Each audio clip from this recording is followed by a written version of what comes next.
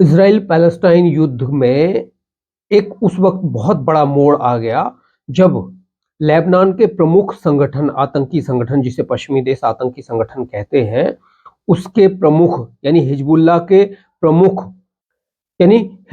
के प्रमुख नेता हसन नसरल्लाह ने जब कहा कि हम इजराइल के खिलाफ सीधे युद्ध में अभी नहीं उतर रहे हैं।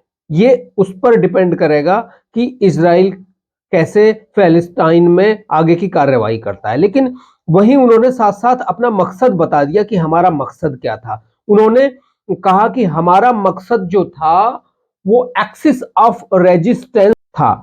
अब ये एक्सिस ऑफ रेजिस्टेंस क्या है, इसके बारे में आपको बताएंगे। और उन्होंने दूसरा अपना मकसद बता दिया। इसके बाद सऊदी अरेबिया भड़क गया है। सऊदी अरेबिया के प्रिंस ने कहा है कि हमें पता है उनका मकसद क्या है और जो उनकी तमाम मिसाइलें हैं वो किसके लिए हैं। तो किस तरह से जो नसरल्लाह है उसको कैसे ईरान ने यहां 80 के दशक में प्लांट किया था लेबनान में, और यमन में जो हुती आतंकी हैं वो किस तरह से सऊदी के खिलाफ लड़ रहे हैं। तो सऊदी और ईरान के आपस का जो कॉन्फ्लिक्ट है, जो अरब की दुनिया में कब्जा करने का एक आपस का जो एक खेल है, वो जो खेल चल रहा है, उस खेल में हिजबुल्लाह के हसन नसरल्लाह ने आग में घी डाल दिया है। अब मामला पूरी तरह से गड़बड़ा गया है और क्या हुआ है ये हम सब आगे बताते हैं। पूरी इंफॉर्मेशन सभी लोग जो जिन्होंने चैनल सब्सक्राइब नहीं किया है वो चैनल को सब्सक्राइब कर लें, हमारी वीडियो को ज्यादा से ज्यादा लोगों तक शेयर करें। इजराइल गजा युद्ध को लेकर हिजबुल्लाह पर भड़क गया है सऊदी अरब। नसरल्लाह के दावों की हवा निकाल दी है पूरी तरह से। सऊदी अरब के प्रिंस अब्दुल रहमान बिन मौसाद ने हिजबुल्लाह नेता हसन नसरल्लाह के दावों की हवा निकाल दी है। उन्होंने कहा था कि नसरल्लाह के बताए गए एक्सिस ऑफ रेजिस्टेंस नाम का कुछ नहीं है।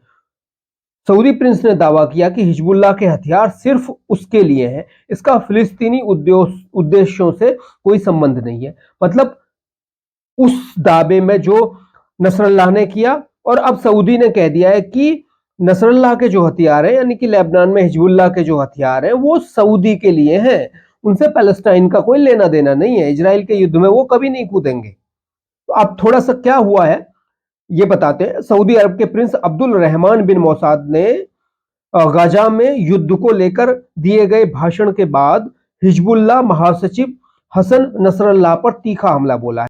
प्रिंस बिन मौसाद ने कहा है, इसमें कोई संदेह नहीं है कि प्रतिरोध की धुरी यानी कि एक्सिस ऑफ रेजिस्टेंस एक बड़ा झूठ है। हिजबुल्लाह के पास जो 1 लाख मिसाइलें और बड़े हथियार हैं, उनका फिलिस्तीनी उद्देश्य के समर्थन से कोई लेना देना नहीं है।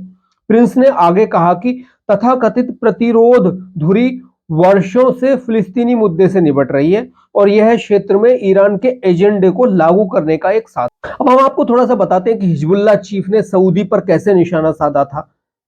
हसन नसरल्लाह ने अपने भाषण में कहा था कि ऑपरेशन अल अक्सा फ्लड केवल एक फिलिस्तीनी ऑपरेशन है और प्रतिरोध धुरी एक्सिस ऑफ रेजिस्टेंस इससे आश्चर्यचकित थी। उन्होंने दावा किया कि हमास के इस हमले ने कुछ देशों के मुखौटे को हटा दिया है। जाहिर है कि नसरल्लाह का इशारा सऊदी अरब की ओर था, जो इजराइल के साथ राजनयिक संबंध स्थापित करने की कोशिश कर रहा था। इसके एवज में सऊदी अरब को अमेरिका से नाटो जैसा भागीदार देश का दर्जा मिलने वाला था, जो अभी तक इजराइल को मिला हुआ है। इससे मध्य पूर्व में सऊदी अरब की ताकत में जबरदस्त इजाफे के तौर पर देखा जा रहा। प्रिंस मौसाद ने नसरल्लाह की पूरी तरह से बखियां उधेड़ दी हैं। प्रिंस बिन मौसाद ने कहा कि जोरदार नारों और गूंजते भाषणों पर आधारित सभी भ्रम अब दूर हो जाने चाहिए। नसरल्लाह को अपने भाषण पर तब तक विश्वास नहीं हुआ जब तक उन्होंने यह नहीं कहा कि गजा में युद्ध को रोकने के लिए सभी प्रयास किए जाने चाहिए। आप वह क्यों कहते हैं जो आप नहीं कर सकते? यह इतना घृणित है कि तुम वह कहते हो जो तुम नहीं करते। अब नसरल्लाह ने क्या कहा था, वो थोड़ा सा शुक्रवार को जुमे की नमाज के बाद हिजबुल्लाह सरगना हसन नसरल्लाह ने कहा था कि लेबनान का मोर्चा और सभी दिशाओं में वृद्धि 2 चीजों पर निर्भर करती है: गाजा में घटनाओं का क्रम और उनका विकास, दूसरा लेबनान में इजराइल की गतिविधियां। संभावना है कि लेबनानी मोर्चे का विस्तार होगा और यह एक वास्तविक संभावना है। नसरल्लाह ने कहा कि युद्ध एक से अधिक मोर्चों तक फैल गया है। हम इराकी और यमनी सेनाओं को सलाम करते हैं जिन्होंने इस धन्य अभियान के केंद्र में प्रवेश किया। मानवतावादी, नैतिक और धार्मिक दृष्टिकोण से इसके खिलाफ लड़ाई से अधिक कोई वैध और धार्मिक लड़ाई नहीं। हम आपको थोड़ा सा बताते हैं नसरल्लाह और लेबनान पूरा क्या है, हिजबुल्लाह कैसे शुरू हुआ, और यमन में जो खेल खेला जा रहा है, यमन में जो हूती है, और अब इराक में। तो ये जो खेल है ये सऊदी अरब और ईरान यानी कि दो अरब के कंट्रीज, एक शिया और एक सुन्नी, इन दोनों की ताकत की आजमाइश। जो यमन में अभी फिलहाल युद्ध चल रहा है, और यमन में जो हूती आतंकी हैं, हूती विद्रोही हैं, वो सऊदी सेना के खिलाफ लड़ रहे हैं, वो ईरान समर्थित है पूरी तरह से।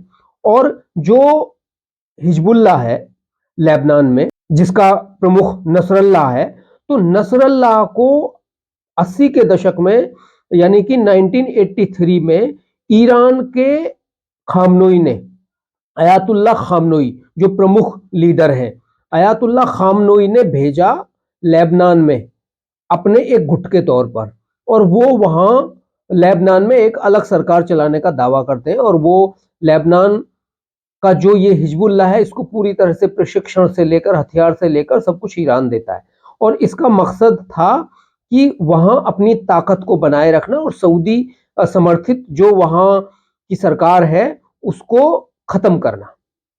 इन दोनों का ये ताकत था। वैसे ही यमन में हुआ है। यमन में भी जो सऊदी समर्थित वहां सरकार थी, हूती विद्रोहियों ने उसे उठा के फेंक दिया है एक तरह से, कुछ एक शहर में बस उनका शासन रह गया है।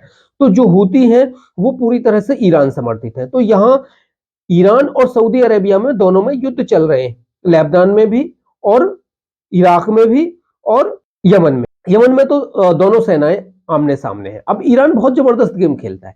ईरान ना अपने उसी तरह से जैसे खलीफा अपने एक योद्धा को भेजता था, जैसे खलीफा ने पहली बार तुर्की के खलीफा ने कासिम को भेजा था, वैसे ही अब खामनोई करते हैं पूरी तरह। तो खामनोई ने हूती विद्रोहियों को तैयार किया, खामनोई ने हिजबुल्लाह को तैयार किया, हिजबुल्लाह को तैयार करने के लिए वाकायदे नसरल्लाह को वहां भेजा 80 के दशक में।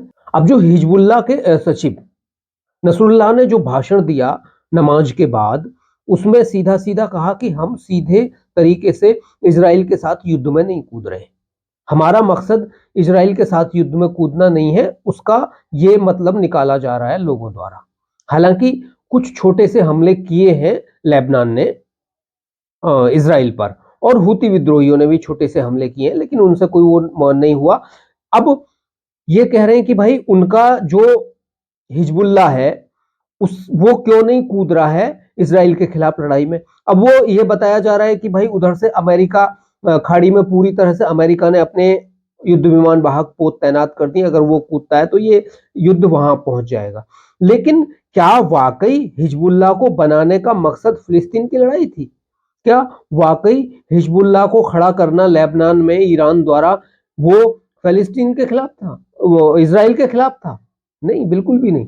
ये सऊदी अरेबिया समझ गया। सऊदी अरेबिया के प्रिंस मोसाद ने जो कहा है वो यही कहा है कि भाई जो नसरुल्लाह और हिजबुल्लाह है, उसने कभी भी, उसका मकसद इजराइल के खिलाफ युद्ध नहीं था, फिलिस्तीन को आजाद करना कभी मकसद नहीं था। उसका मकसद था, उसकी जो तमाम मिसाइलें हैं लाखों, वो मिसाइलें सऊदी अरेबिया के लिए हैं, वो इजराइल के लिए नहीं है। जो उसके खतरनाक हथियार हैं वो इजराइल के लिए नहीं है। वही बात कही है। तो अब यहां मामला गड़बड़।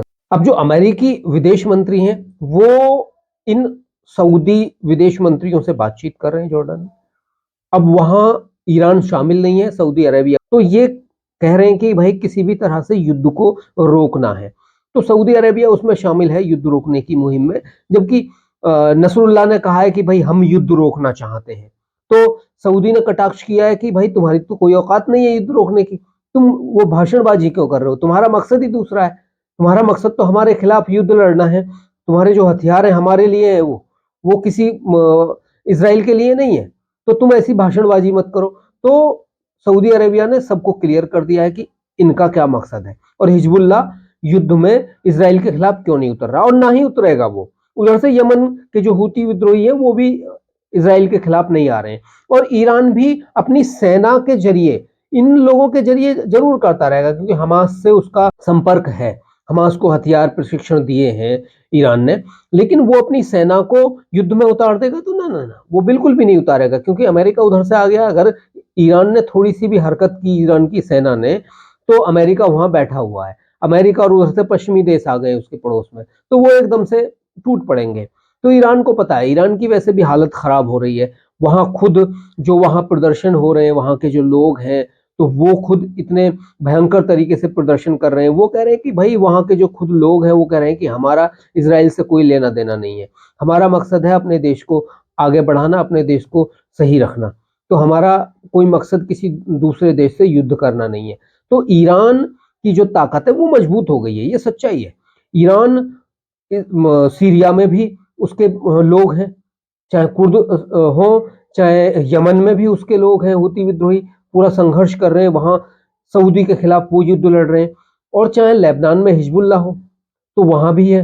अब सऊदी अरेबिया और ईरान दोनों में आपस में ठनी हुई है पूरी तरह से। तो उधर से जो टर्की है, टर्की का भी जो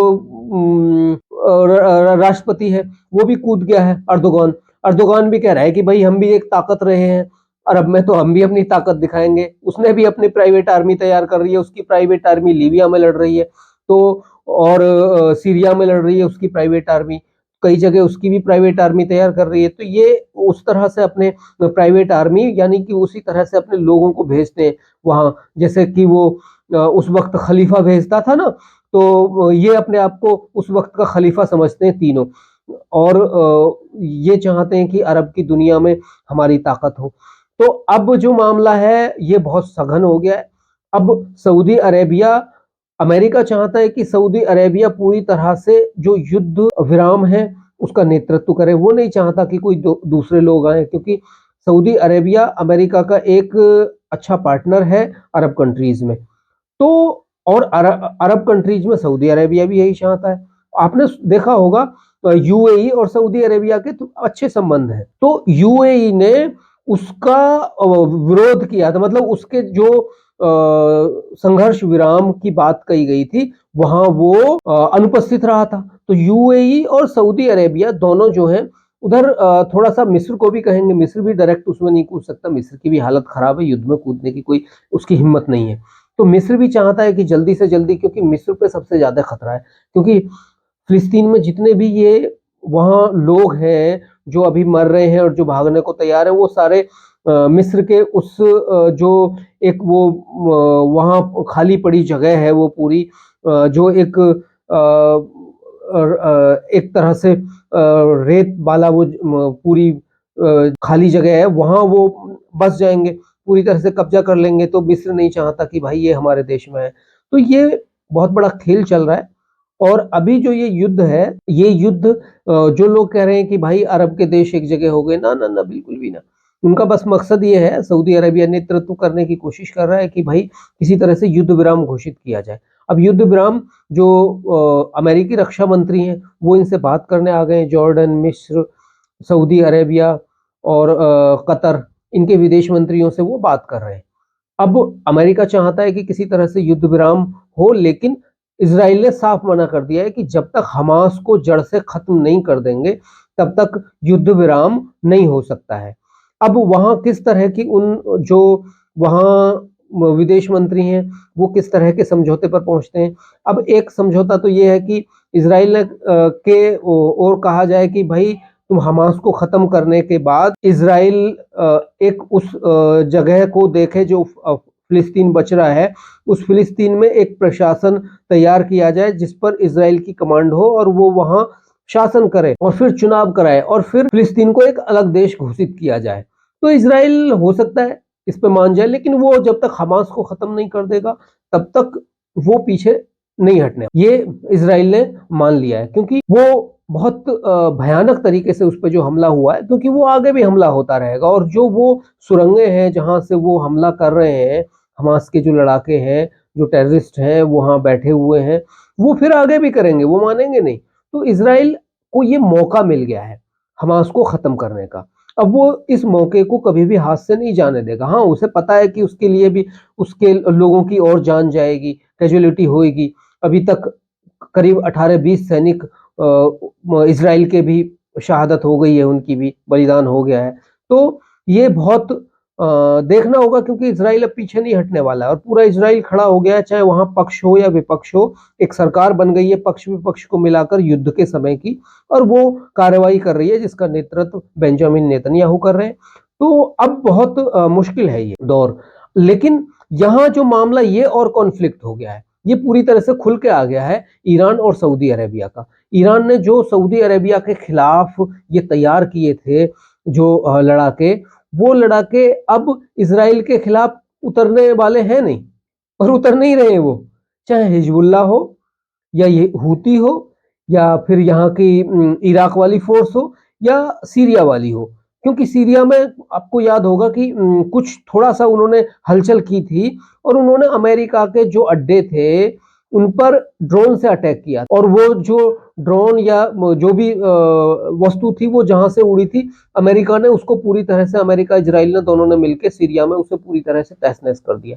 अब जो सीरिया के राष्ट्रपति हैं बशर अल असद भी शिया हैं, तो वहां भी थोड़ा थोड़ा जो असर है वो ईरान का है। लेकिन इराक में जो है वो भी शिया समर्थित सरकार है, लेकिन उस पर अमेरिका का भी असर है। तो ये अभी अरब में ना एक तरह से इतने कॉन्फ्लिक्ट हैं, और ये कॉन्फ्लिक्ट खुल के सामने आ रहे हैं पूरी तरह से एक युद्ध की वजह से।